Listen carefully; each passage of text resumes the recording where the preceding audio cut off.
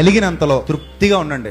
ఉప్మా తిన్నా ప్రశాంతంగా ఆస్వాదించుకుంటూ తినండి. 2 ఇడ్లీలు తింటున్నావా, ఆస్వాదించుకుంటూ మొక్క చట్నీలో ముంచుకుంటూ హ్యాపీగా తిను. గుడ్లు కూర తింటున్నావా, గుడ్లో ప్రతి మొక్క ఆస్వాదించుకుంటూ తిను. చిన్నప్పుడు తినేవాళ్ళం అలాగా. గుడ్డు వేయగానే అమ్మ వెంటనే తినేసేవాళ్ళం కాదు, కంచం పక్కన పెట్టుకొని దాన్ని చూస్తూ ఒక్కో ముద్ద చూస్తూ తింటూ లాస్ట్ లో మళ్ళీ చిన్నది కొరుక్కుంటూ వెంటనే తినకూడదు, తిని ఆస్వాదించుకుంటూ తినాలి. ఎందుకంటే మళ్ళీ అమ్మ గుడ్డు ఎప్పుడు వేస్తుందో మనకి తెలియదు. ఇప్పుడు గుడ్లు ఎక్కువైపోయి నువ్వే గాడిద గుడ్డు అయిపోయావు. ఆ గుడ్డు ఎప్పుడు తిన్నావో కూడా తెలియదు. మొన్న ఒక ఆయన గుడ్డు తినేసాడంట. తినేసి పిల్లలు గుడ్డు తింటుంటే చూసాడంట. ఫోన్ చేత్తో పట్టుకుని ఇలా నొక్కుంటూ అన్నం తింటున్నాడంట. ఏమే నాకు గుడ్డేసావా అన్నాడట. నీ మొహం, గుడ్డు ఎప్పుడో తినేసావు నువ్వు, ఫోన్ లో చూస్తూ గుడ్డు తినేసి గుడ్డేసావా అని అడుగుతావు నువ్వు అన్నదంట. లేదే నేను గుడ్డు తినలేదు అన్నాడంట. అలాగైపోయింది ఈరోజు ఫుడ్ తినే విధానం. గుడ్డు తిన్నావో కూడా లేదో తెలియకుండా ఫుడ్ తినేస్తున్నావు నువ్వు. చిన్నప్పుడు ఎలా తిన్నావు బాగా అర్థం చేసుకోండి. ప్రతి క్షణాన్ని ఆస్వాదించిన తినాలండి.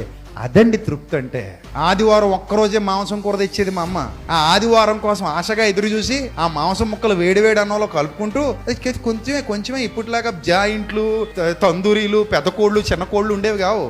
ఆ రోజుల సంతృప్తి. చక్కగా ఒక్కో ముద్ద కలుపుకుంటూ 4 ముక్కలు నలుగురు పక్కన కూర్చొని అన్నయ్య, చెల్లి, తమ్ముడు, అన్నయ్య అందరూ కంచాల్లో సర్దుకొని అమ్మ చక్కగా వేడి అన్నం అందరికి వడ్డిస్తుంటే అందరూ కలుపుకొని ఆనందంగా తింటూ ఒకరిదొకరు పంచుకుంటూ, అది కదా తృప్తి అంటే. ఉన్నాయా ఈ రోజుల్లో అలాగా?